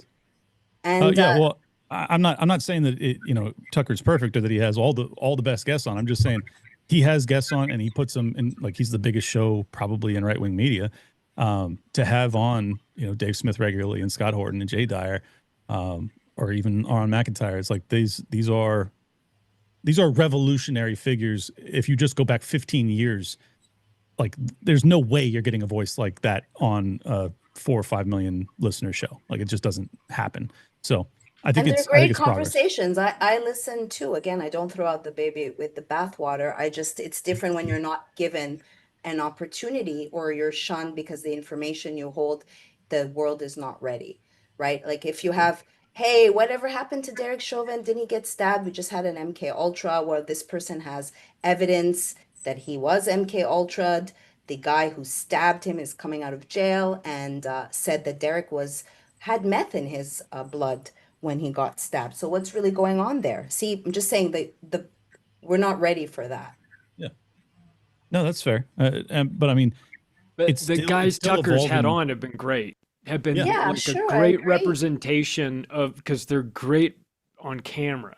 Like Jay Yeah. Dyer is amazing. Like he's so fun. He's arguing, you know, he's debating you and you want to love him anyway. You know what I mean? Like he's got his shit together. He knows this stuff inside and out. Like perfect representative that you want on the big stage, you know, somebody who's gonna who you know will deliver. That's why I'm Dave more Smith. optimistic. Yeah, that's Dave why I'm Smith, more too. optimistic than anything, is that it's not about electoral outcomes. It's about, you know, general consciousness of the paradigm in which we exist. And, you know, even though Trump has been an abject failure and I've been viciously outspoken against him since, I don't know, fucking May of last year, I still think that it has been a healthier outcome in the sense that so many of the people that were voting for him thought that he was a truly revolutionary figure. And now they've realized that they've been had, and not all of them, but I'd say half of his base is like furious and radicalized in a way. So those are the people that I try and reach, those that like have woken up to the fact that they've been not just abused, but lied to and manipulated. So because they're not going to the left. Nope. That's not an option. Many of them are going way further right. Yeah, and they're looking for somewhere to go. They want something. They want what they actually they know what they want. They want what they were promised. Right. No war. Which is a good thing. I mean, that's the other reason that I was kind of happy that he won, is because the message he was giving, even though yes, he was a liar and he was a con man and he didn't deliver on 99% of it. I still think it's healthier when like the message that is actually in alignment with my values is the one that prevails. Because if that loses, if you know, peace and separating from or dealing with the debt and doing all sorts of things that are like much more in alignment with the Constitution, if that loses to someone as fucking retarded as Kamala Harris, like, yikes. You have to play defense too. Right. You have And to. I mean, that's what I'm saying. Trump is out there talking about how he's going to to pay. He's out there talking about how he's going to pay off the debt. The currency is debt, so it's mathematically impossible to pay off the debt when the currency, the U.S. dollar, is debt. Because if you did do that, then the whole system is a debt-based economy. So you'd have to be an idiot to think that you can pay off the debt when the money is the debt. And so I think it's you're talking Trump about the national debt, and you can absolutely pay off the national debt. Who do we owe it to? You can't pay off the national. You can't pay off the national debt, which is why there's something called Triffin's dilemma, which an economist in the 1960s postulated that whoever is the world reserve currency, especially when it's based off of debt, you have to get more and more liquidity, and eventually that debt would go and stranglehold you. They know that's coming, which is why they're going to collapse the system into some sort of CBDC system, which is why I've been out there. And so I think what Trump is doing is he's getting everyone to lay down like, oh, it's better than Hillary, better than Biden, better than Kamala. But is it? I mean, there's all sorts of bullshit going on now that wouldn't have gone on underneath Kamala, because all the right wing people wouldn't have been silenced. Do you choose think your own that more adventure people have book. woken up or not? I think that woken up after what, like 10 fucking years have we been going through, and like it's been so goddamn obvious for so long, and it's like, oh, we're still going to vote harder, and then you're still voting in 2024. I had some hope in 2016. I have a signed MAGA hat by Donald Trump that I bought for $250 in 2015, thinking that he could win, and it's just like we're just like a road to nowhere. Let's just waste everybody's time, and then I'll give Tucker a pass maybe when we see what the fruits of his actual labor are, when fruits of his work are, if he's going to go tell everybody to vote harder in this next election. He's had great people on like Roger Ver, Bitcoin Jesus, everybody you guys have named. But I remember him 10 years ago when I was getting recruited for different financial firms, and two of these firms happened to have him at their events I got invited to. And he was there telling a room full of white financial advisor Republicans who are mainly 55 to 60 years old, how great Hillary is. Hillary's going to be the next president. That's She's the quite point. moderate. And now he's able to cover these topics because there's attraction, and he's a person. They're all charismatic. You made my point, Tim. It's like now it's acceptable, so of course they're going to nab the different topics to have. And again, now that's like beyond safe dangerous. Like now it's time. So then you're making a thing like, oh, you were talking bad about Trump in May of last year. Like I was pro-Trump. I had the largest pro-Trump libertarian page in all of fucking Facebook in 2016, and the fake news went viral from my page, and I haven't had one single new subscriber on that page in 10 fucking years. So, and then what did I do when I went on? And I was doing videos with Luke, he immediately sold out, and I didn't keep doing videos with someone that sold out to get a big thing. So it's like you want a pat in the back for figuring out last year when I was going through, and when he picked, what's his name, Jerome Powell as the Fed chair.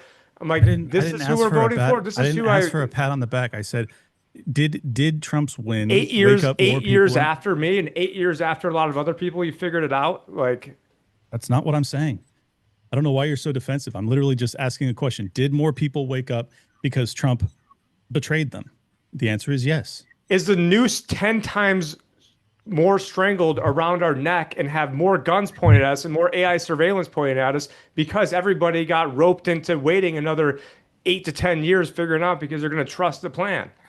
I mean, the noose is way stronger around our neck, and Donald Trump has advanced the technocracy more than anybody. And then everybody Elon Musk is our savior, when his grandpa was the one who was, the head of the Canadian Technate Party in like 1956, and he's going to be there to save us. Kamala Harris would have definitely loosened the noose. We would have been fixed had Trump lost. That's kind of how, that can I just say, you ever read those books when you were a kid that were the choose your own adventure? You know, it just depends on which door you pick. Like if Kamala had won, it would have been awful in a different way. Yeah, Right? exactly. It just there would have been. I mean, would there have been a war?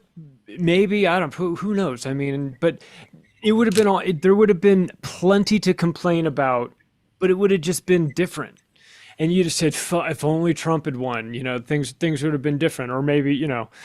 But to Clint's point, sometimes the best advertisement for these people is they need to get roped. They need to get suckered.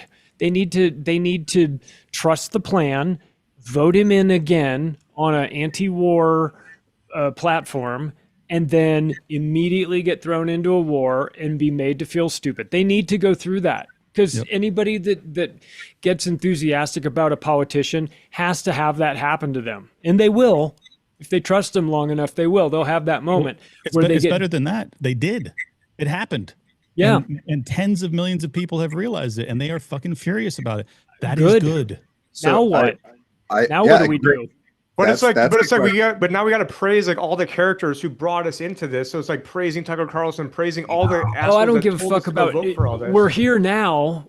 Let's focus on we're here now. Like, whoever did it. Like, you got a bunch of people that are awake. This is a critical time, right? Because this is when they can get diverted. This is when the Q ops are like at their zenith, where they go, okay, now grab those people and divert them into a cul-de-sac where nothing gets done, where they trust the plan part 2. And you know what I mean? Because people are like, all right, this is bullshit. I want to be involved. How do I... or I want to know what's going on. Please, somebody tell me what's going on. Yeah, I'm just saying it's a situation where it's ripe for somebody to come in and mislead them under the guise of saving them. I'm not saying you have to praise Tucker. I'm saying the people he has on his show, it's great that he has them on his show, and it's waking up a lot of people. That's good. Are we under the impression that it's kind of like more or less a scripted timeline that The Economist does a annual kind of re-up on, and they tell us about at the Olympic ceremonies, because there's a more secret society aspect to what's actually determining the public dialectic, and that to a certain extent will invariably reach the light of day and require some degree of truth in order to then create a new lie that people worship? Something like that. So truth would at a certain point become something that they'd have to include in the guests that they bring on, because it serves all of us to come to terms with the fact that it's actually true. So they are having great people on because they're telling truth in a way in which we return to that and value the work that they've done and continue to do. So it's a progression, but it's a guided one. Yeah, or go back to the Economist magazine from January 9th, 1988, where they had what looked like a Bitcoin on there, and it said, "Are you ready for the one world currency?" And then if you go to on the inside of that edition, the article is entitled "Get Ready for the Phoenix," which is, you know, I don't know if anyone into like archaics and all that sort of stuff. So I mean, a lot of this is like they have to put out the disclosure to let people know. And then 33 years later, they had one called GovCoins. I actually have it back there. You know, talking about everything that I've been talking about in terms of the CBDC, and no one has done more to advance basically this digital prison than Donald Trump. And I think if Kamala was in there, a lot of these right-wing so-called tough guys would be out there, you know, bitching about this. But then now that their guy's in there, they can't talk about it because either controlled opposition or controlled opportunist, or it's not good for, you know, the money train and sponsors to talk about this sort of stuff. So I think Donald Trump helped usher in this noose around our neck in the digital prison faster than anybody, and way faster than if Kamala was in there. And right, the only reason I voted for him in 2016 then you're arguing that voting does matter, because you're saying that there is a difference. So you got to decide, is there a difference between the two parties or not? Because if you're saying that Trump is channeling everyone energy into like how great Donald Trump is for the entire election cycle, and this is the greatest election, most important election in the history of our lifetime, as opposed to what was I doing? I was growing food. I was warning people about the actual like root causes of the thing, and not saying, oh, this guy in the white knight, he's going to come in and save us. It's just, I feel like it's just wasting everybody's time. You can do all of those things anyways, whether you vote or don't. None of that changed what you did with your life, or what anybody listening to me or Tucker did. You could have done all of those things, all of them.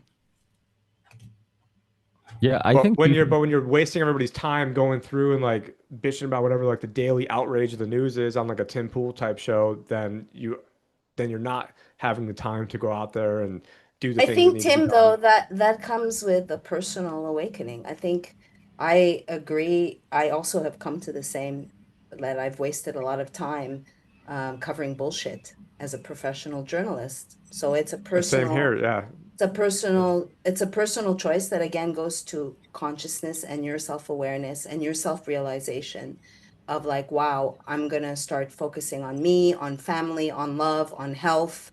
And yes, you can have that in a show. I mean, Ricky has a family, a love, and that, so you can combine it if you're given the chance. Some of us aren't. Yeah, but it's So also maybe, sorry, just to say, maybe it sounds like sour because I repeat myself, but my whole like I went to school to be a journalist, to realize that wow, I'm too truthful. What am I going to do now at 53? So it is something to contend with, but you go within. Sorry, Clint. no, it's fine. And I can certainly understand the frustrations. But I also think it's up to the audience. It's not so much up to the like. I have infinite criticisms of all of the top talking heads, but I still think that who those top talking heads are has improved exponentially over the past 25 years. Yeah. So I feel But like but I that's have indicative gone I of an have gone audience shift. 5.6 million viral. So, I think people would there would be people that would resonate if I was given a chance, right? I, So I don't disagree. so I don't when disagree with that. spending 5 years to cover a big psyop and the inner machinations, only to realize that the people like Bill Maher has my movie and book, Russell Brand knows, Tucker Carlson knows, Candace knew, and then she made her own movie. So I'm just saying there's some truths because that are not ready. I don't know, maybe look, the Of MK Ultra, course. it took only 53 years. It took 73 years for them to come clean and say that Frank Olson was MK Ultra and jumped out of a window. But they even wrote books to protect that truth. They created a whole culture to shame and say Frank Olson was crazy because he was going to come out and be honest. So maybe the book will be ready, and like all I'm saying is there's still things that are too dangerous. The actual way this Of course. construct works. No disagreement. And look, I understand that frustration. And for instance, like my background is in finance and economics, and I am infinitely exhausted by the fact that I can't convey to even a right-wing audience that the central bank is and the currency is so much the root of all problems. And it's like, but if you just make a show about that, you're not going to have much of an audience. So you have to like interweave that into the other stories that you're talking about. Otherwise, people will just check out because not everybody is interested in economics. Not everybody can even fucking wrap their head around it. So it's like it's always an evolving game of trying to both get the most important message through, but get it to the largest group of people possible. So that's while not selling out your actual beliefs. That's a really important point, and then it's important to actually return to. There's an example from the book, like it's one of Malcolm Gladwell's books. I think it's David and Goliath, and it's talking about how I think his name was Wyatt Reed, and he was an individual who worked alongside of Martin Luther King Jr. And what they observed in the protest environment that was happening at the time was that not a lot of people were picking up to picket, but a bunch of people were showing up to see what was happening because there was a lot going on.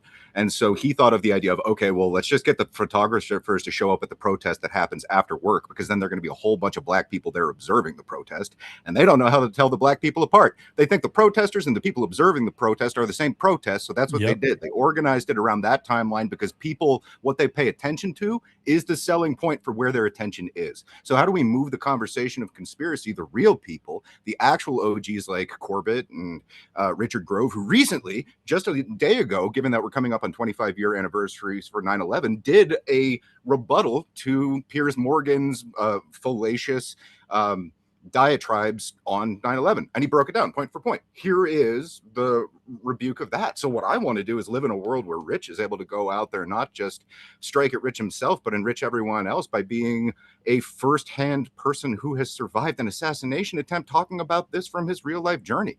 I want to see that shit happen. And everything en route to that is still just passing a mic to a person who's going to give you a bit rather than something that would, let's say, chokehold the American mythos to sleep so it doesn't keep fucking all of us.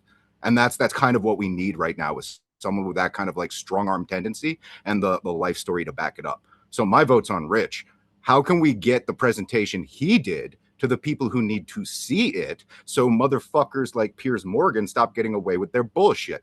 How about we do that as a collaborative effort? Yeah, well, I mean, that's kind of what I was talking about, and that's what I've done with the growth of my show. Is that, you know, there's so much to the, I don't know, the IQ of crowds or the lack thereof, that like if you're putting out great content but only 1,000 people are watching, and someone scrolls through YouTube and they see only 1,000 people have watched it, they're almost certainly not going to click on it.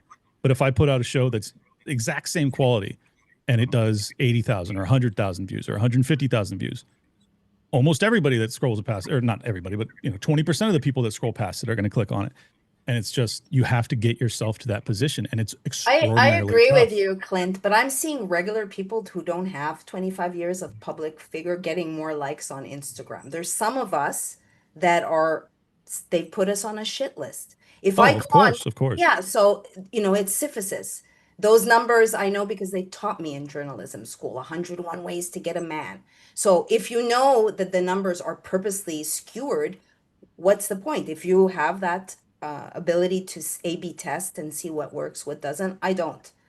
It's not fair. It's not. No, it's brutal, and this is why I always say I'm very lucky that I started in 2020, because had I started in 2016, I'd be like you guys. I would have so much of my, the suppression that was rolled out in 2020. I was like a non-entity in 2020. I was a non-entity in 2021 at the height of the real anvil of suppression. So, Tripoli deals with this too. It's a huge problem. Yeah, I understand the frustration. I've been doing it since 2013, but obviously there's a lot of people in our community that's been doing it even longer. I mean, I was a huge fan of Corbett and Richard Grove, a huge fan of Richard Grove and the Peace Revolution podcast. And eventually Richard became a friend of mine. And so it's cool to meet these people that have been doing it for so long. And it is one of those things where you're like, hey, why aren't these guys getting the credit they deserve? Little by little, some of them are, because like we talked about Jay Dyer being on Tucker, Greg Carlwood, so many people that have been on this show now have been on huge show. Matt Arrett was just on Danny Jones, right, I believe, or one of the big shows. So it's like so many people from our community are now starting to get some mainstream attention. And I'm with Clint 100% in regards to this. I know we're probably in a minority, but like, I don't really care about who the messenger is. I care about the message. And Greg Carlwood, not to keep plugging his show and Danny Jones. You must really love him. I got to check him out. I don't know him. Well, it's just one of those things where I guess he hit on a lot of relevant points, and the show just came out. But he talked about how on his show he goes really deep into like some really weird conspiracy theories, and from Hollow Earth or whatever, right? And on his show, he ends up having some pretty crazy people on, and then his fans would bash him and be like, well, why are you having this guy on? He's a spook, or he's a this, or he's a that. And he talked about, he's like, dude, I stopped caring about what their motivations were or whatever. He's like, there's a topic I'm interested in. He's like, this person's willing to talk about it. Like, okay, let's go down that rabbit hole, and then let's see what comes out of the conversation, right? And that's kind of the way I look at it. And I think one thing we tend to forget is that like more than one thing can be true at once. Like, yeah, are these people, are some of them grifters? Are some of them now getting attention for work that a lot of people have done the hard work when it wasn't popular for years? And many of us could be angry about that, right? Like many of us could be like, hey, we were talking about vaccines, we were talking about 9/11, OKC, we're talking about all these things, in the early 2000s or mid 2000s or whatever, and now there's all these people that are now getting credit for it. But what's our motive, right? We have to think about that. Like, if our motive and if what we care about is people waking up, then does it really matter? Because I talked about the PBD podcast. Yeah, I'm curious on what his motives are, but I still recommend his show sometimes because I have friends of mine that are so normies that if I talk about a guest and they were on my show, they might not take it seriously. But if they're on PBD, if Richard Gage was on PBD arguing about the falling of the towers, all of a sudden they take it a little bit more seriously. Dude, that's- So I think we have to make the distinction, right? If we're, of course, anybody that's saying, hey, wake up, don't take this bioweapon, it's different than if you spend 5 years doing FOIAs, actually doing the hard work, and then someone just comes and takes your information. When in journalism, you break stories. It's about giving credit. So it's not about gaslighting or saying don't want it, it's the message. When you're a journalist, you are taught to break stories. So when you're there first and someone just steals your information, that's not okay. Is it great that the message is going out and people know? Sure, but you have to make that distinction. So I'm going to stand strong on that. It's not like I'm just a whining little bitch, right? It's that I'm one of the best journalists in this country. Investigative journalists. It matters tremendously, and particularly it matters because if all of the hard-hitting deep dive journalism is just cannibalized or vulturized by the top talking heads, and you can't actually make any money to continue to do that work, it's a huge disservice to the country. So I agree with what you're saying for sure. But it takes education. If we just say it's about the message and we don't, hey, this is how the game works, there's going to be real people that are going to do the work, but because they can't be controlled or they're wild cards, we're going to wait till it's safe, dangerous, and then we're going to now it's safe, dangerous, to just make that distinction. Because I'm not going to dispute, I'm happy the message of whatever or the truth comes out. And just to clarify the point, because I think Ricky would make this clarification too, I'm not saying that you should trust any of these talking heads. I'm saying that the message matters to me more than whether or not these people are legit, because I usually can't know. Because if I don't know them personally, if I don't have access to their finances, I'm not going to know. So I can only judge based off of actions. And, I think that the actions of many of the top talking heads has been to the benefit of the country as of late. So that's my read on it. Yeah, and we all get fussed. I mean, listen, Candace Owens is always talking about the assault on truth and how amazing of a book that is. I'm one of the few people who interviewed the author, and I don't get any credit. I don't get any more clicks on that. I actually had the guy who worked at the Sigmund Freud archives. That was the guy who released the papers of that proved that he was basically covering up, predators in his community. His name's he's actually Jewish. His name's Jeffrey Munson, however you say his name. His whole career was ruined. He ended up writing books about pets after this, and just to get away from that world and keep a career in writing books. So we all have those stories, and it does suck. It does suck because, I mean, truthfully, one of the things we love about this show is that we hope that a rising tide raises all ships, that we can all help each other out and help the community, because there is strength in numbers, and I love seeing people collaborate after the show and going on each other's show and and help each other out, and that's really important. And Peter, the show started like 6 hours ago. Thanks for joining. Hi, Peter. I'm sorry. I saw the email. Does that mean it's over and I should say goodbye? What it means is that you should most definitely be the next person talking. Peter, drop your plugs. We're out of here. Okay. Well, what do you want to know? I published I did some. I've been working on my book. Charlie says I'm in the book tunnel, the Whitney Webb book tunnel, the book cave. Book cave, yeah. But I've been doing research on this last chapter that I call By Their Fruits.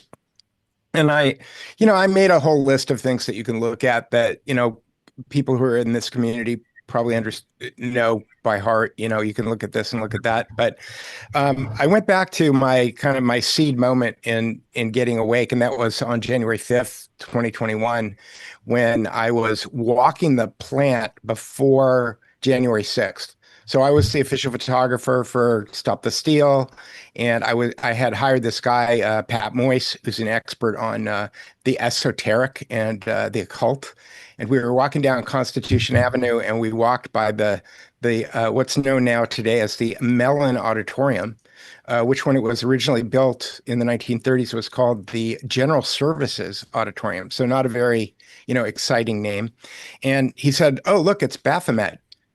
And I said, "What?" And he just pointed up to the pediment, and I looked up, and he said, "You see that figure in the middle there? And I said, yeah. And he goes, that's a he, she. It's a boy, man.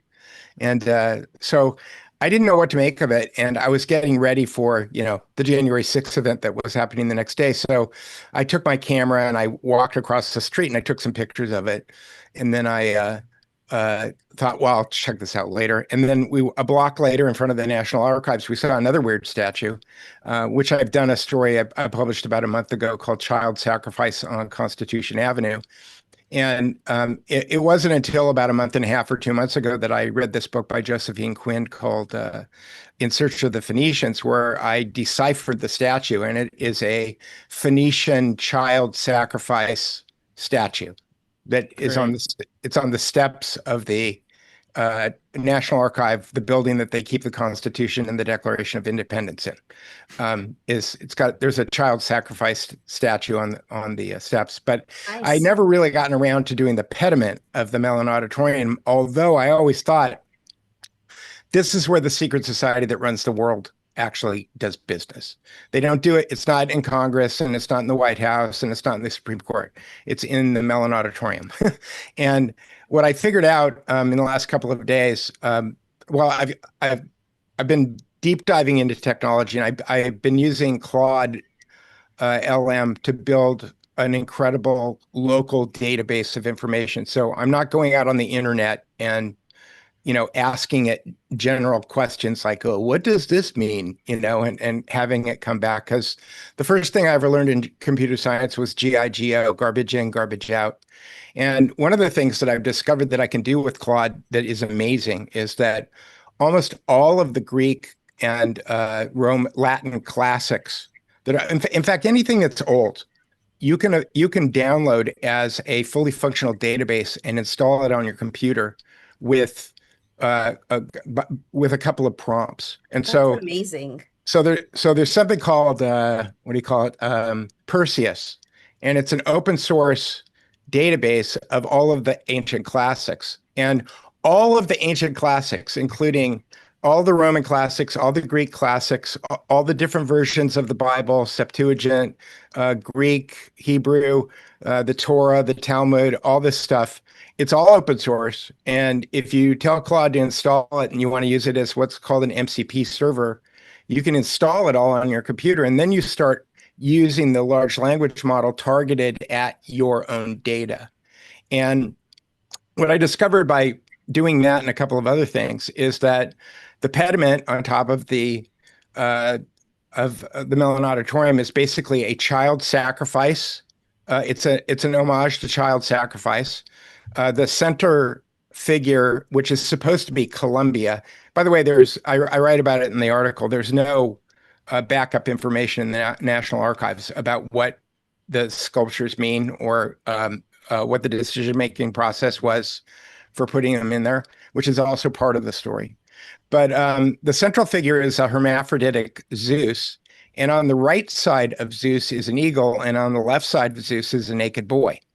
Well, the naked boy is a ancient Greek, Roman, Phoenician figure known as Ganymede, and Ganymede was kidnapped by the eagle and delivered to Zeus. And so the story, the lore that goes with this story is that the eagle has its position on the right side of Zeus by virtue of the fact that it delivered Ganymede to Zeus. So it's a child abduction and rape story that is tokenized as the eagle. So my semiotic analysis of the eagle, the Roman eagle, the American eagle, is that what it's saying is the eagle represents the state's right to take your children and do what it wants with them.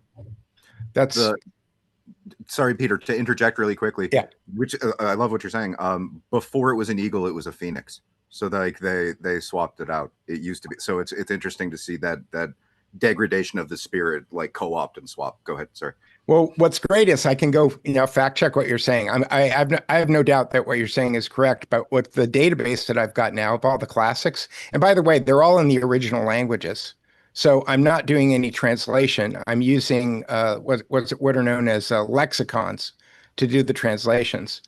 And so the Greek is in Greek, and the Hebrew is in Hebrew, and the Latin is in Latin. It's not, none of it is translated into English. And so until I ask the question, and then it translates it for me. But how much space but do you need? Sorry, go on. how much space is this taking on? Is it have a All of the classics, all of the classics from Perseus, 338 megs. So you don't need a data center. Smaller than a video that any Wow. of us make. Okay. I mean, it's super powerful. And you basically just have to ask Claude, like, what literary resources are available that I can install on my machine as an MCP server? And then you just tell it, don't look on the internet, look here. And then it just goes there and it looks there. But additionally, on the pediment, on the right side of the pediment is a figure that's known as the Rape of Europa. Again, this is all of this stuff comes from Phoenicia. So, the thesis that I've been working on with this woman who calls herself Mrs. Heritage History at heritage-history.com is that the world is ruled by largely a Phoenician cult that insinuates itself into different cultures and has been kind of moving around, calling itself different names. And the reason that when you look at things like the Protocols of the Learned Elders of Zion, they claim that their token is their creature totem is a snake, is because I think that snakes shed their skins. So, the Persian Empire became the Greek Empire, became the Roman Empire, became the Dutch banking, London banking, Wall Street banking. It's all the same snake. It just keeps shedding its skin and moving around. But that pediment was put up in 1935. So we're not talking about something that's really old. And then on the entrances to the Mellon Auditorium are there's two masks of Hercules, who's also known as Melkart, and he is also known as Baal, Lord Baal.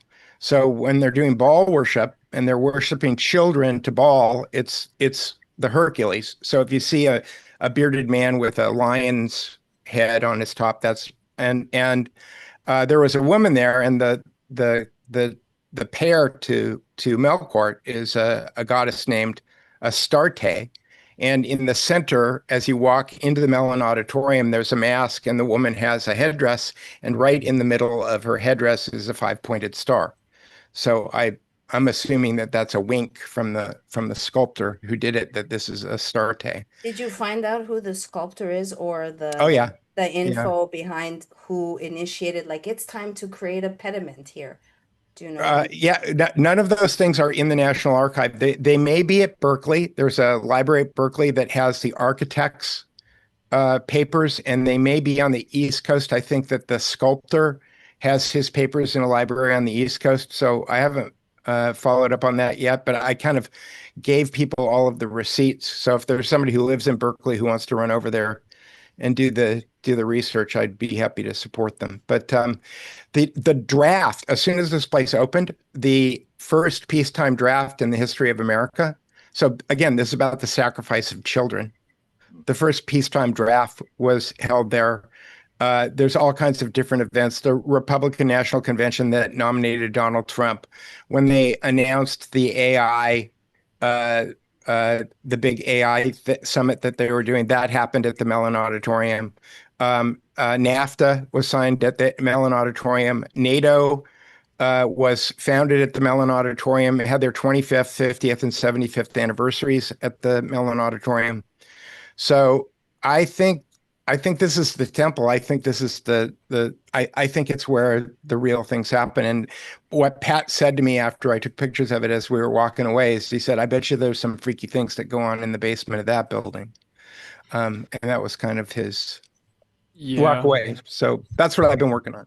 If people want to find that, where is the best place for them to find what you're working on? And it's the two lead stories on thedukereport.com. I posted the full length story 2 days ago, and then what I normally do is I go on to Notebook LM, which is a Google product, and I do a half an hour, AI podcast version of it. And so that's the lead story at the Duke Report right now. Excellent. Maryam, what is the most suppressed journalist in the history of mankind working on right now? I just put out an article on MK Ultra and Derek Chauvin and the latest from the informant. I have a piece on Substack, maryamhenein.substack.com about CERN. I'm writing my second book called Stardust about reincarnation, twin flames, quantum entanglement, fluid dynamics, and that's also on Substack. My show is Fridays. Truth Lives Here. I just had Carrie Cassidy. We talked about Anunnaki. Fridays at 3 live. And thank you as always. Oh yeah, and buzz on over to honeycolony.com. Thank you Always. for having me. Always, always. Tim, what is going on with the Liberty Advisor? I mean, not too much from a content standpoint these days. And thank you, Peter, for all that. I'm trying to find where I can download that Perseus library. There's a few different. I'm not sure if you've got like the best place to go to. Do you use Claude Cowork by any chance? I use Claude, but yeah, I've got a Mac subscription. Well, yeah, if you just ask Claude to go get it for you, it will get it for you. It will set it up, and it will create an MCP server for you. Okay, thank you. But yeah, so the main thing I'm working on right now is like helping my clients like move assets, like what I call like off the grid. So I mean, on the grid would be all your standard like brokerage accounts, bank accounts, all the regular things most people are doing. But everybody's going to basically be in this digital prison. And I see, at some point, like people that have money like in Bitcoin ETFs, eventually they're going to have 5-10% of the entire supply is going to be in these ETFs, and the government will probably do what they did in 1933, where essentially they gave everybody, I forgot what it was, like if it was like $25 an ounce for gold, and then a week or two later made it $33 an ounce. So they'll probably, if you have like $1 million in there, they'll probably give you your $1 million, but then it'll be in a CBDC token, and then weeks later it'll be worth a whole lot more money. So still trying to help people get like off the grid while you still can. And so whether it's and this is not blanket financial advice, obviously consult with your own financial advisor or whatever on all that sort of stuff. But yeah, I'm really focused on getting people away from this digital control grid, coming up with solutions, farming, doing all that stuff. But, I do have a website at thelibertyadvisor.com, and I'm working on some other side projects right now that I'm not at liberty to discuss right this second, but I've got some things brewing. We have in the to background. Discuss them. And Please thank you. discuss them. Oh no, my Teace and now my audio's out. What's going on? Sorry, but thank you everybody. Good to see you, Tim. Teace, what's going on? You've been playing with puppets. Have you been playing with puppets a little too long?